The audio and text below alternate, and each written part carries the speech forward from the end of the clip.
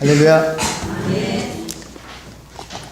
네, 제가 오늘 설교 순서라서 설교 오늘 준비하고 좀 전에 이제 교육자실에서 그 설교문을 이제 좀 손을 보고 있었는데 목사님들이 성도 많은 교우들이 은혜를 사모하면서 엄청 기도하고 있더라 막 그러는 거예요. 막 나 심장 벌렁거리게 하려고. 그래가지고 근데 사실 진짜 지금 엄청 떨리거든요. 근데 또 한마디 또 이렇게 생각이 나는 게 점심 때 이제 식사할 때 목사님께서 설교자는 사람 보면 안 되는 거다 이렇게 말씀을 하셨어요. 네, 그래서 저도 그 말이 정말 맞다고 생각을 해요. 저도 그렇고 또 여러분도 그렇고 이 시간 사람 보고 은혜 받고 또 사람을 위해서 말씀 전하는 게 아니라 이 시간 하나님 말씀을 통해서 은혜 받는 이 시간 되기를 바랍니다. 네. 한 사람이 공장에서 일하고 있는 인부에게 질문을 했습니다. 당신은 무엇을 하고 있습니까? 이 질문에 한 사람은 짐을 나르는 중이요 하고 대답을 했고 또 다른 한 사람은 그저 먹고 살려면 돈을 벌어야 되지 않겠소? 그래서 일하고 있는 것이요 라고 대답을 했습니다. 그런데 또 다른 한 사람은 이런 대답을 했습니다. 나는 하나님과 우리 가족을 위해 일하고 있습니다. 네, 겉으로 보기에는 이걸 질문하기 전에 겉으로 보기에는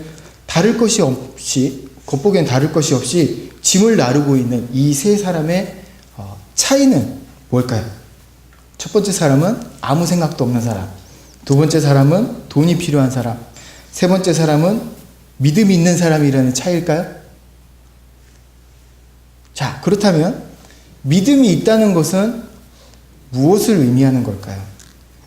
사람들은 때로 누구는 믿음이 있어, 또 누구는 믿음이 별로야 라고 이야기를 하기도 합니다. 그런데 이 믿음이라는 게 측정 가능한 것일까요? 우리가 이런 질문을 받는다면 그 질문에 누구도 그것을 측정할 수 있다고 말하지는 못할 것입니다. 또 누군가 내 믿음을 가지고 이러저러하게 평가를 한다면 또 기분이 좋지 않을 것입니다. 그런데 심지어 나 자신조차도 내가 믿음이 있는지 또 없는지 고민할 때가 많이 있습니다. 믿음이 있으면 이렇게 돼야 되는 거 아닌가? 난 그렇게 되지 않은 걸 보니 내가 믿음이 부족한가 봐. 또는 나는 믿음이 없나 봐 라고 생각하는 경우들도 있습니다. 만약 우리가 예수 그리스도를 믿는 우리의 믿음을 그렇게 생각하고 있다면 우리는 완전히 이 믿음에 대해서, 이 믿음이라는 것에 대해서 오해하고 있는 것입니다. 믿음이 있으면 이렇게 돼야 한다. 예를 들면 아프지 않아야 한다. 혹은 하는 일마다 술술 잘 풀려야 된다. 라고 생각한다면 그것은 믿음에 대해서 내가 생각하고 있는 그 어떤 모양을 믿는 것이 되므로 이것은 우상숭배와 같은 것입니다. 믿음은 어떤 형태나 모양을 추구하는 것이 아니라 방향성입니다. 예를 들면 혹시 가보신 분이 있으신지는 모르겠지만 없다는 가정하에 말씀드리자면 북극이 있죠? 없나요? 있죠? 북극이 있는데 우리는 그곳이 있다고 분명히 믿습니다. 혹시 가보신 분은 없으시죠? 네. 분명히 우리가 믿습니다. 가보지는 못했지만 어디에 있는지도 알고 또 날씨가 어떤지도 알고 요즘 그곳에 빙하가 줄어들고 있다는 것까지도 우리가 알고 있습니다. 그렇죠? 모르시나요? 여러 가지 증거들을 우리가 접했기 때문입니다. 죽기 전에 그곳에 갈 수 있을지는 모르지만 언젠가 꼭 가게 된다라고 가정한다면 아직은 못 갔지만 우리가 그곳에 가는 그 날을 소망하게 됩니다. 그리고 그곳에 갈 준비들을 해 나가겠죠. 여권도 만들고 짐도 싸고. 믿음의 성질은 미래의 어떤 날, 어떤 시간에 대한 방향성입니다. 예수 그리스도를 믿는 그 믿음의 방향성은 어떤 날일까요? 어떤 시간일까요? 어디겠습니까? 네. 예수 그리스도께서 왕으로 다스리시는 하나님의 나라를 향한 방향성이라는 것입니다. 그리고 그곳에서 하나님 아버지와 함께 사는 그 날들이고 또 영생의 시간입니다. 그 날을 소망하는 것이 예수 그리스도를 믿는 믿음입니다. 우리 모두 하나님 나라를 소망하는, 정말로 그 나라를 소망하는 믿음 갖기를 원합니다. 그렇다면 이 하나님의 나라는 어디에 있습니까? 하늘에 있을까요? 아니면 우주 밖에? 어디 있을까요? 얼마 전에 우리 아동부 아이들에게 이 질문을 해봤습니다. 하나님 나라가 어디에 있냐라고 물어봤더니 어떤 아이는 하늘에 있다, 또 어떤 애는 또 우주에 있다 라고 하는 아이도 있었는데, 그러다가 어떤 아이가 어디에나 라고 말을 하는 거예요. 그래서 다른 아이들이 그 아이의 말을 듣고 이렇게 반응을 보였습니다. 그래서 우리 선생님들이 정말 아이들 잘 가르쳤다라는 생각이 들었습니다. 다시 한번 질문해 보겠습니다. 하나님 나라는 어디에 있습니까? 어디에 있습니까? 자, 왕정 국가에서 국가는 왕권이 미치는 영역까지가 국가의 영역이 됩니다. 왕이신 하나님께서 어디까지 다스리실까요? 하나님은 하늘도 우주도 그 우주의 바깥도 다스리실 뿐 아니라 지금 여기 이 시간 여기도 다스리고 계신다라는 것입니다. 정확하게는 하나님의 왕권이 미치지 않는 곳은 아무것도 없다가 답입니다. 그렇다면 지금 이 시간 우리가 숨쉬고 있는 이 공간 또한 하나님의 나라입니다. 동의하시죠? 어디나 하나님의 나라입니다. 그런데 이 하나님의 나라가 죄로 말미암아서 한쪽에서는 무너져 가고 있습니다. 하나님께서는 이 무너져 내린 곳을 우리와 함께 회복시키시기를 원하십니다. 하나님은 태초부터 지금까지 언제나 인간과 함께 만물을 다스리십니다. 인간이 창조된 목적이 무엇입니까? 인간보다 힘이 센 자연 만물을 정복하는 것, 또 정복해서 내 것으로 만드는 것이 인간의 창조된 목적이라고 생각한다면 완전히 이것도 하나님의 목적을 오해하는 것입니다. 창세기 2장 15절은 하나님께서 사람을 에덴 동산에 두신 목적을 경작하고 지키게 하기 위해서라고 말씀합니다. 무엇을 경작하고 지키는 것일까요? 에덴 동산에 아름다운 과일나무들일까요? 아니면은 그곳에 밭이나 논이 있었던 걸까요? 하나님께서 천지를 창조하시는 그 모습들, 또 그 과정들을 가만히 살펴보면 하나님께서 공간을 만드셨어요. 그리고 그 공간을 생명으로 채워가는 모습들을 우리가 발견할 수 있습니다. 첫째 날 빛을 만드셨는데 이 빛이 어둠과 혼돈과 공허, 곧 죽음을 몰아내었습니다. 그래서 하나님 보시기에 좋았습니다. 둘째 날 혼돈 한가운데 궁창, 이 공간을 만드셨습니다. 그런데 이 공간을 만드셨는데 아직 생명체로 채워지지 않았어요. 그래서 둘째 날은 보시기에 좋았더라 라는 말씀이 없습니다. 그리고 셋째 날, 넷째 날, 다섯째 날, 여섯째 날 하나님께서는 땅에, 하늘에, 물속에 생명체들로 북적이게 만드십니다. 그리고 이 모든 것을 함께 다스릴 생명의 인간, 하나님의 영을 품은 생명체인 인간을 마지막으로 손수 빚어 만드셨습니다. 생명으로 가득한 하나님의 공간을 보시며 하나님은 심히 좋았다라고 말씀하셨습니다. 여기서 잠깐 퀴즈를 하나 드리면 하나님께서 좋아하시는 것이 무엇입니까? 생명. 그렇습니다. 생명입니다. 하나님은 그 무엇보다도 이 생명을 좋아하십니다. 죽을 위기에 처한 생명체가 살아났다. 하나님은 어떠실까요? 말해서 뭐합니까? 하나님은 엄청 좋으신 겁니다. 하나님께서 이렇게 소중히 여기시고 아끼시고 사랑하시는 이 생명을 지키도록, 이 경작하도록 인간을 에덴 동산에 두신 것입니다. 여기가 몇 평이나 되는지는 모르지만 에덴 동산 정도 크기면 인간 두 사람이 가꾸고 지키며 경작할 만한 크기이지 않았을까 생각해 봅니다. 자녀가 태어나면 점점 더 크게, 여러 사람이 더 크게 경작해 나가겠죠. 셋, 넷, 10명, 이렇게 20명 이렇게 가꾸고 경작하면서 에덴 동산에 살 수 있었을 것입니다.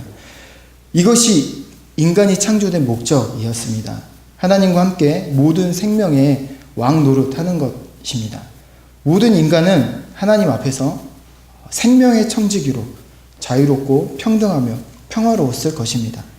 하지만 인간의 탐욕은 이 지경을 넓히려고 하는 것이 아니라 높이려고 애를 썼습니다. 인간의 바로 위에는 누가 계실까요?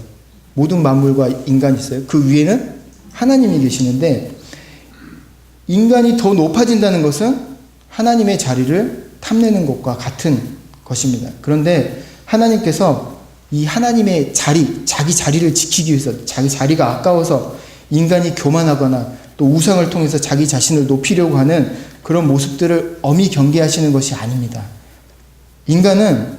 인간이 창조된 방법처럼 하나님과의 사귐의 관계를 통해서만, 생기의 교감, 만남, 하나님의 만지심을 통해서만, 오직 하나님으로부터만 생명을 얻을 수 있고 살 수 있기 때문입니다.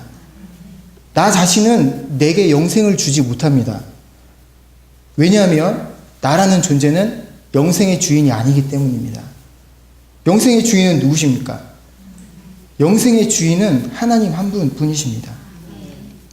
영생의 주인이신 하나님 없이는 우리가 영원할 수가 없습니다.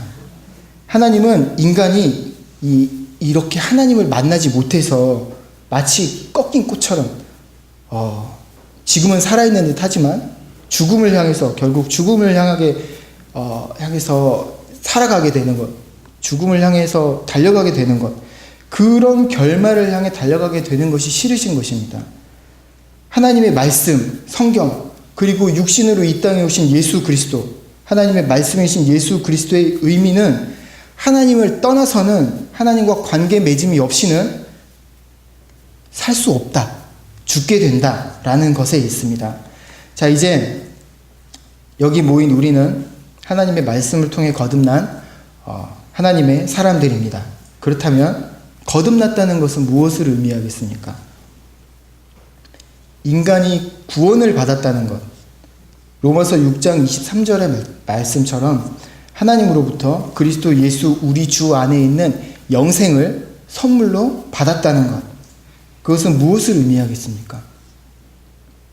내 영혼 하나 천국에 들어가는 것, 그 어딘가 저 멀리 이 세상과 분리된 어딘가에 있는 하나님의 나라에 들어갈 수 있는 그런 티켓을 얻는 것만으로 그리스도로 말미암은 그 영원한 생명이 우리 안에 있다라는 이 이유가 충분하겠습니까? 그렇다면 왜 하나님께서는 오늘 본문 말씀을 우리에게 하셨을까? 만약에 그것으로 충분하다라고 하면 왜 하나님께서는 오늘 본문 말씀을 우리에게 하셨을까? 우리는 고민이 됩니다. 오늘 본문은 에베소서 5장 10절에서 17절까지입니다. 성경 다 덮으시진 않으셨죠? 네. 바로 앞에 9절 말씀을 보면, 오늘 본문 바로 앞절인 9절은 빛의 열매는 모든 착함과 의로움과 진실함에 있다고 말씀합니다. 나는 구원을 받았는데 그러면 된 거 아닌가? 왜 우리는 착하고 의롭고 진실되게 살아야 하는가? 중요한 것은 빛의 열매가 그러한 삶 안에 있기 때문입니다. 빛의 열매는 무엇입니까? 태초에 하나님께서 첫째 날 어둠과 혼돈, 죽음을 몰아내신 바로 그 빛, 생명의 빛의 열매를 말하는 것입니다.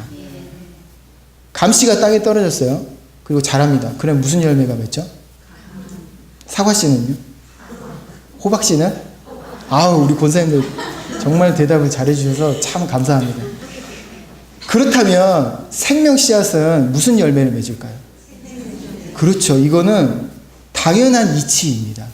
생명의 씨앗이 빛의 열매, 빛이 만약에 씨앗이라고 한다면 그 빛이 맺을 수 있는 열매는 빛의 열매, 생명의 빛이 맺을 수 있는 열매는 생명의 열매.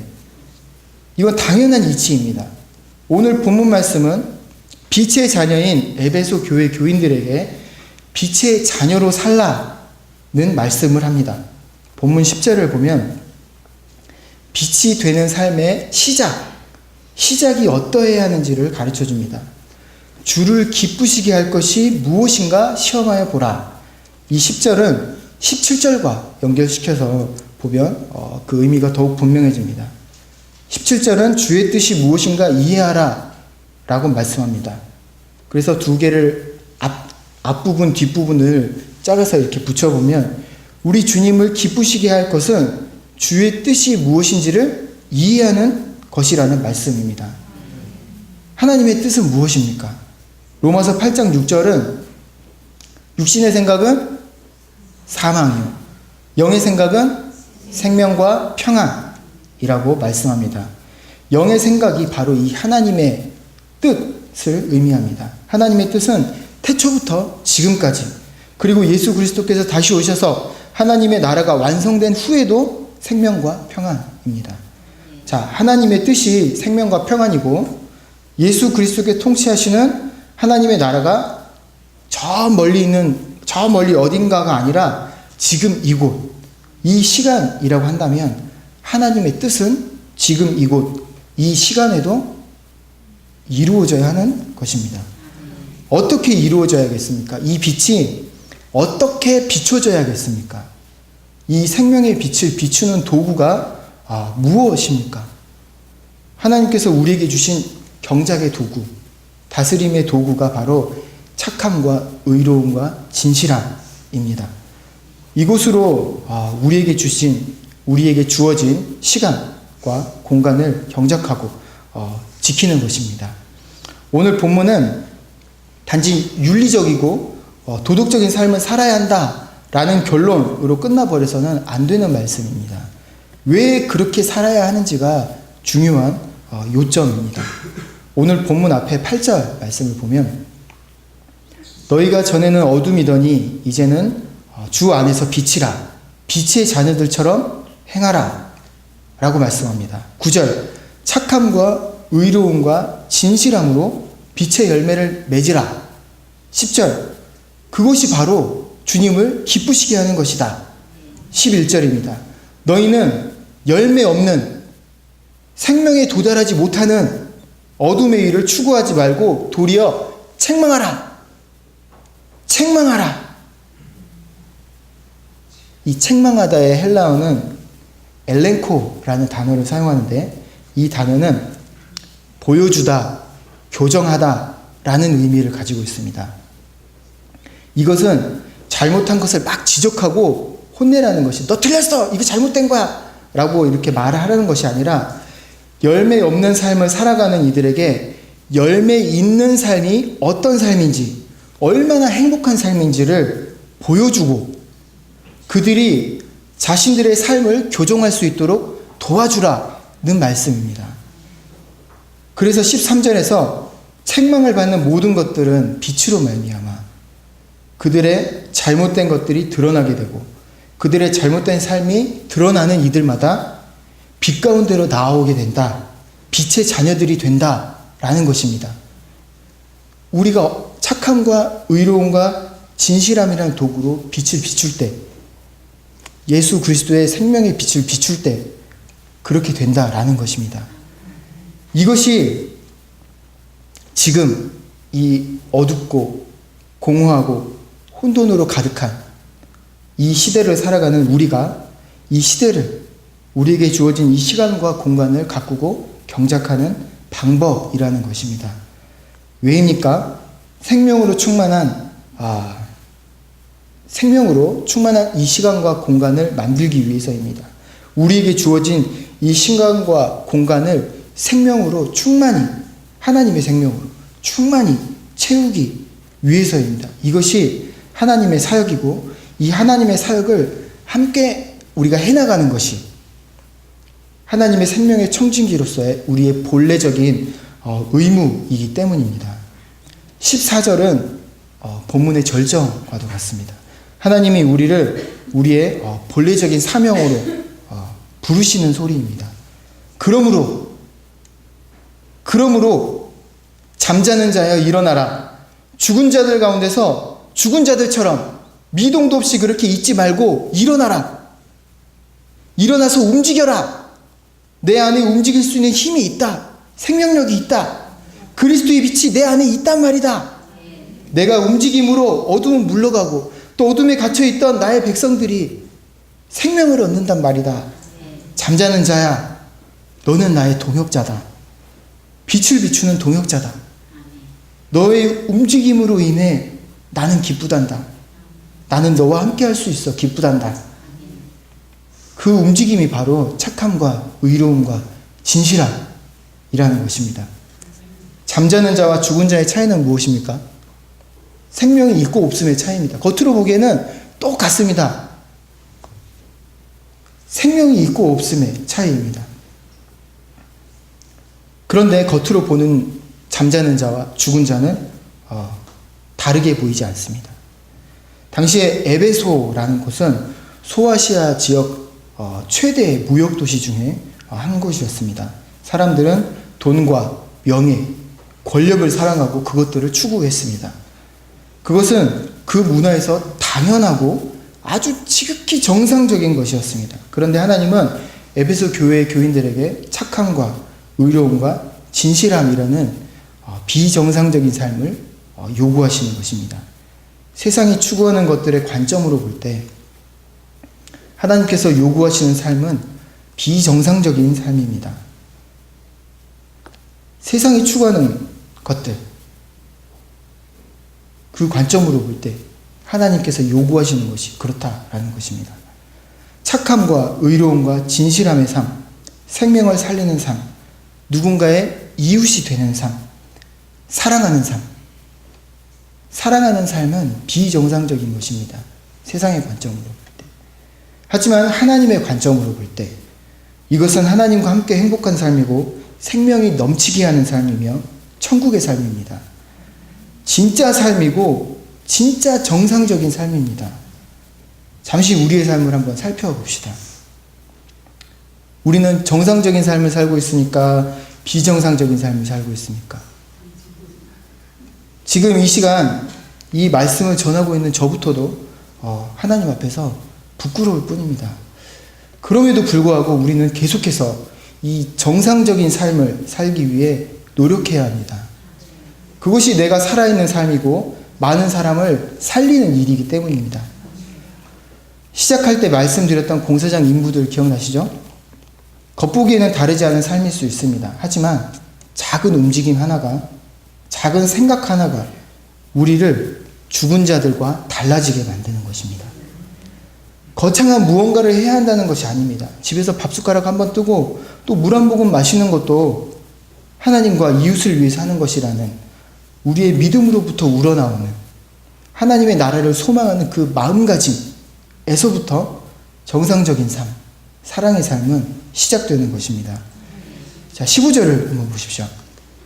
그런즉 너희가 어떻게 행할지를 지혜 있는 자같이 자세히 주의하여 살피라고 말씀합니다.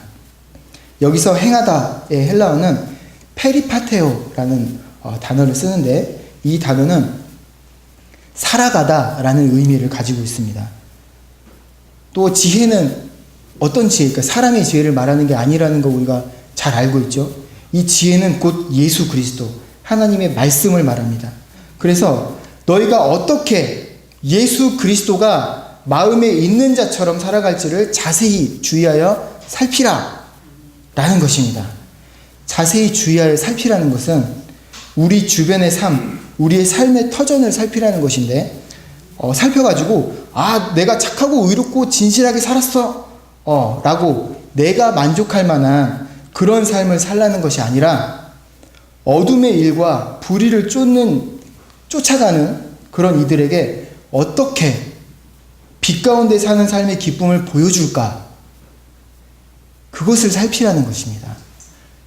제가 자세히 얘기 드리지 않더라도 우리의 삶의 터전은 많은 부분이 죄와 타협하게 만드는 그런 상황들입니다. 그래서 여담입니다만, 그래서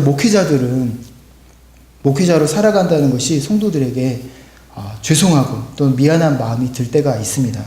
그래도 목회도 또 그 나름대로의 큰 고민들과 아픔들이 있다는 것으로 우리가 서로 위로하고 또 위로받기를 원합니다. 어쨌든 그러한 상황 속에서 내가 어떻게 행동해야 내 안에 있는 이 생명의 기쁨을 사람들이 볼 수 있을까? 어떻게 평화를 이루면서 이 생명을 보여줄 수 있을까? 고민하는 것이 우리의 과제이고 책임입니다. 16절은 우리가 참 많이 듣고 알고 또 외우려고 노력하지 않았는데 이상하게 외워져 있는 말씀입니다. 세월을 때가 안 보고도 되시죠? 그런데 이 말씀을 보면 항상 궁금합니다. 세월을 아끼라는 것이 무슨 말일까? 갑자기 뜬금없이 왜 세월을 아끼라는 걸까? 시간 관리 잘하라는 걸까? 뭐 때가 악한 것하고 시간 관리하고 무슨 상관이 있는가? 시간 관리 잘하고 잘 쪼개서 남는 시간에 교회 봉사 더 많이 하라는 말인가? 뭐 이렇게 생각이 많이 됩니다. 여기서 세월이라는 헬라어는 카이로스라는 단어를 사용하고 있습니다. 잘 아시겠지만 헬라어에서 시간을 의미하는 단어는 카이로스와 크로노스 두 가지가 쓰입니다. 크로노스는 일반적으로 흘러가는 일반적인 시간 개념입니다. 태초부터 지금까지 쭉 흘러가는 이 시간을 크로노스라고 합니다.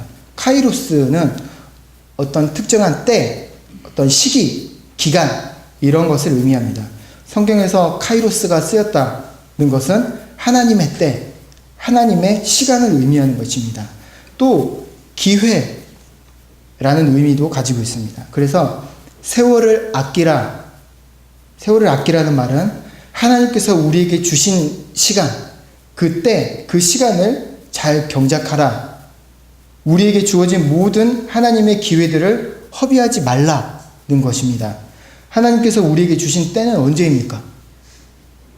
며칠 있다 딱 때가 됩니까?